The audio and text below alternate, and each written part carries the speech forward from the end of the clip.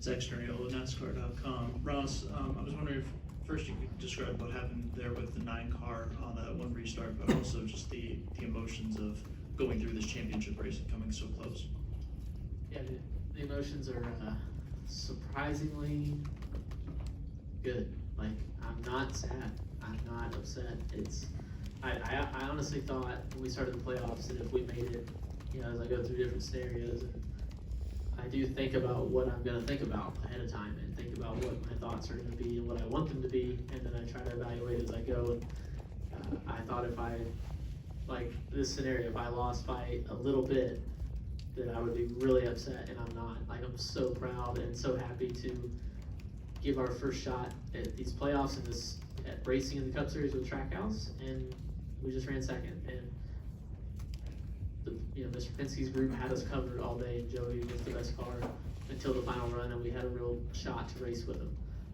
But we didn't have the balance in our car, the grip in our car all day to be that way. So I'm proud of the effort we kept. Nobody got upset, nobody got flustered. We just kept working on our car all day. And with the 9, I feel like I got position on him to the left side in the dog leg, and he turned left. Go to Holly. Hi Russ, Holly Keem of the NASCAR Racers.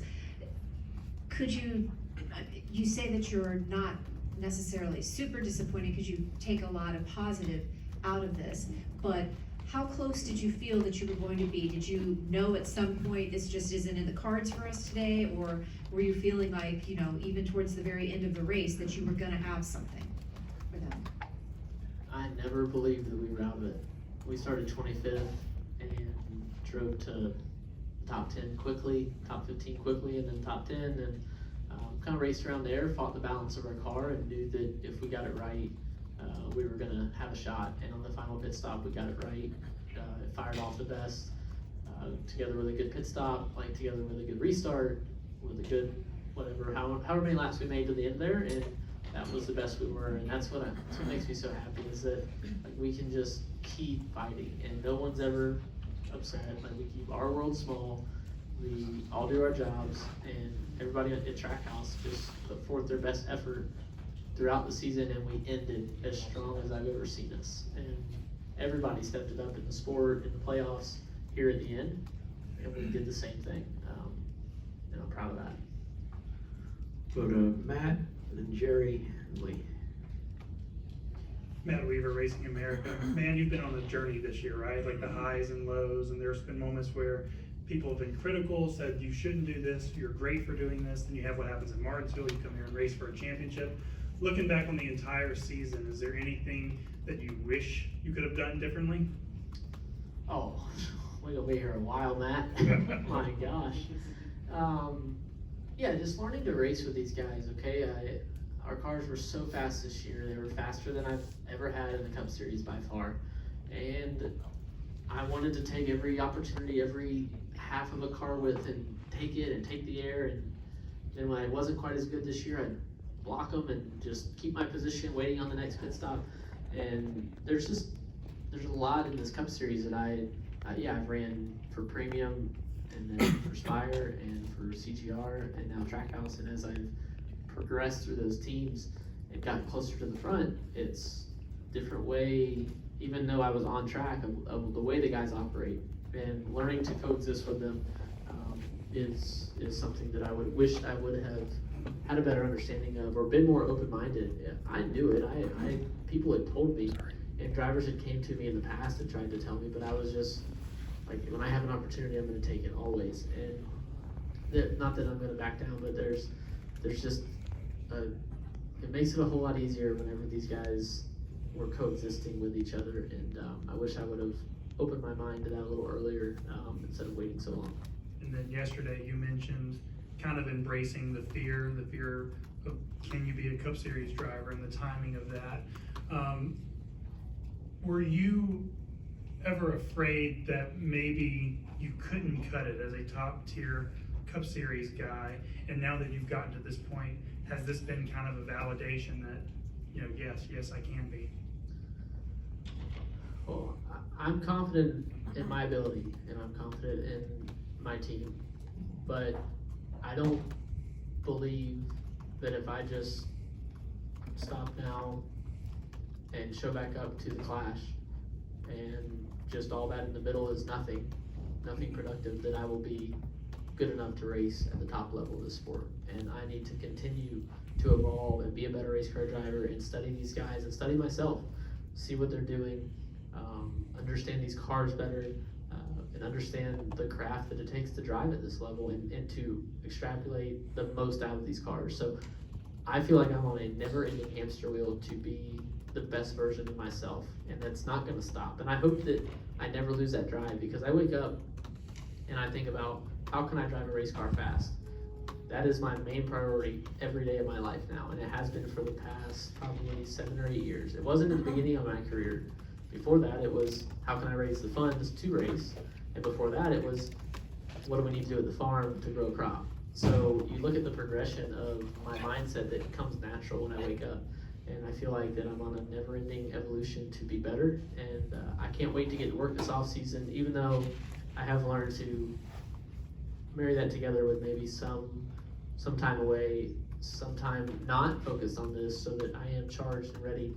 This is a long season, but I feel like we hit our stride early, obviously with the speed, but it just didn't falter. We did not, most of the missteps were on my part, not our team, and I want to clean that up.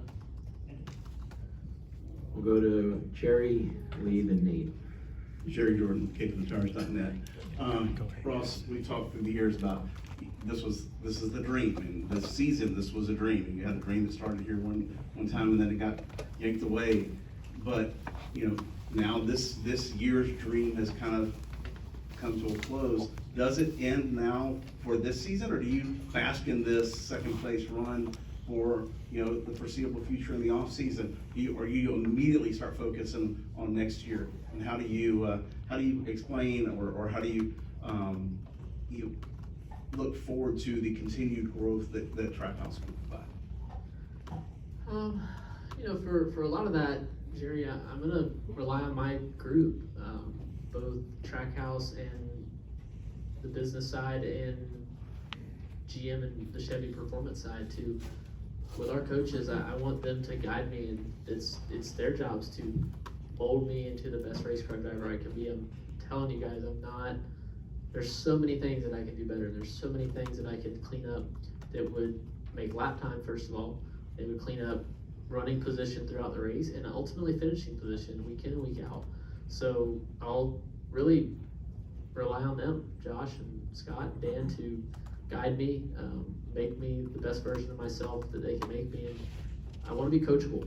I want to be the best, and I believe that the path there isn't always what I want. I'm not always going to like what they want me to do. I'm not always going to enjoy the moments, but it's going to be for the better, and I believe I have the best group to do that. Emotionally, how do you feel? I'm full of gratitude and just, I can't believe how good I feel. I finished second in Truck Series points in 2019 and was crying, pulling in the pits off the track, and just got it together kind of, and then just lost my mind that night, but then had Xfinity and Cup, and I kind of took my mind off of it. And right now, I am proud of what we've done, and I feel so good.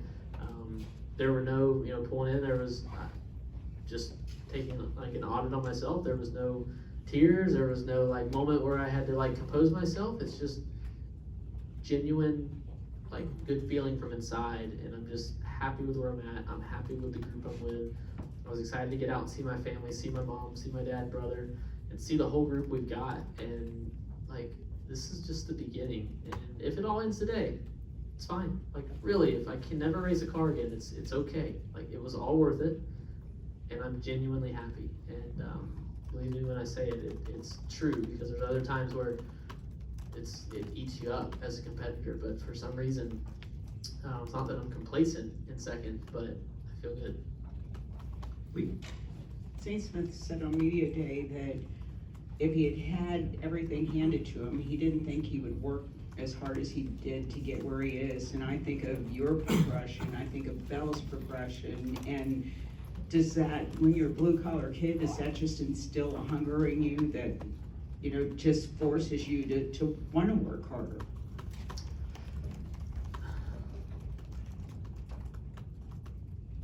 It's tough to say, because I can't speak for anybody else, but I can say that Zane, I walked out and just watched some of his championship celebration, took some pictures, just standing out there by myself just to be happy for him and just watch it, soak it in myself, to watch him soak it all in.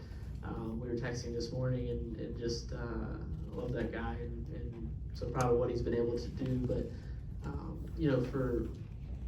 for me, look, I don't feel like that I would be here if I didn't have a lot of people do a lot of things for me. I didn't just win races in a local short track and make a name, like get here on my own. I had so many people put funds towards me, put rides, put their name out there to get me a ride, like to go to a team owner and vouch for me. And I feel as privileged coming up as any other kid or guy or girl that has a direct family tie to a team.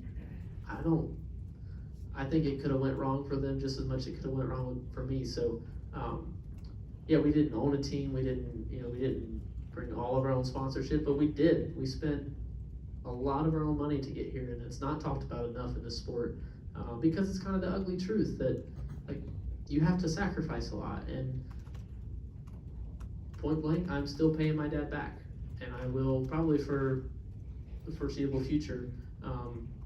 He sacrificed so much to put me in race cars coming up through the ranks, and then went out to his people that he knew and that our family knew, and we leveraged a lot of relationships. So it's not like it's just because I was a good race car driver that I got here. I had a lot of people, mainly in the agriculture industry, early support me because they knew me and they knew my family. And so I'm forever grateful for that. And that's why y'all will always hear about watermelons. You will always hear about agriculture, because without that and without our family farming for ever, but watermelons the last 8 generations, I'm not able to put funds towards racing early in my career up at these top 3 levels to get in cars. And there's always somebody with more money, and I think we did a really good job navigating that market and that climb. And Phil Surgeon you would have thought he won the race. Maybe not the championship, but you might have thought he won the race because he was so excited about being able to go to 2023 and hit the ground running, not being a one-car team, not knowing who was going to be on the, just having all the pieces in place now that you can take that platform and grow with it. You share his enthusiasm. I do. We pulled on the backstretch, 20th in points last year with the 42, had a cooler full of beverages, and walked away not knowing what the future was. We knew that tomorrow morning, Monday morning, we were walking in with new ownership, and Chip and Doug Ducard and so many people that we had bet on being there for a long time in that 52 car, where it was their time to step away. And there was a lot of unknowns. And to look back and think we ran 13th in this race, I believe, and 20th in driver points, to come back and run 3rd today and 2nd in the spring and fight for a championship. It's we're only going to get better. I think that's what makes our group so good, is that with this new car, we thought there's so many ways we could be better with this car, and the buy-in from everybody through our 150 people is the key to that. Thank you. Okay, we got time for one more, and we'll take it from Nate. Nate Ryan, NBC Sports. So Ross, after a week of speculation and conjecture about anybody would try to replicate your Martinsville move over these 3 races, nobody did it, including you. Your teammate told us yesterday that he tried it in the simulator and said it wouldn't work. Did you give any thought to maybe trying it? Being 2 spots back and 1.2 seconds behind? I did not. With 5 to go, I looked over at it going into turn 3, and I knew Daniel tried it and other guys, and I just didn't think that it worked. I thought that the Martinsville scenario was the perfect scenario for it, and my gut told me to do it Martinsville, and my gut told me not to do it here. So ultimately, that's all I can do. And I don't think everybody thought everybody would be doing it here, and they think they're going to do it there. Look, it's scary as heck to commit to that and to put your car and your body through that. It was the longest wreck of my life. Like it was a successful wreck for a long time through the corner. So I'm glad that NASCAR, dug their heels in a bit this weekend and said, look, we're not gonna overreact to this. We're gonna just let it play out. And we'll continue to talk about in the off season, even though there was a lot of push for a rule today.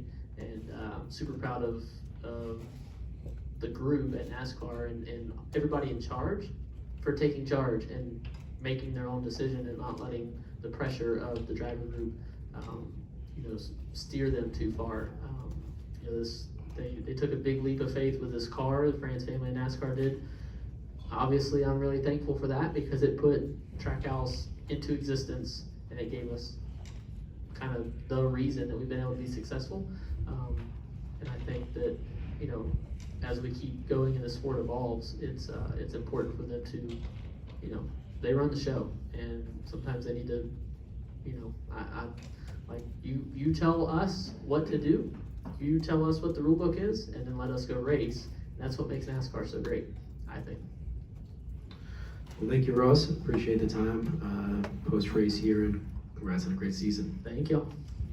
This is Harrison Burton, driver the number 21. Make sure to hit that subscribe button. Also, check out one of these two videos beside me. Visit frontstretch.com for more racing content.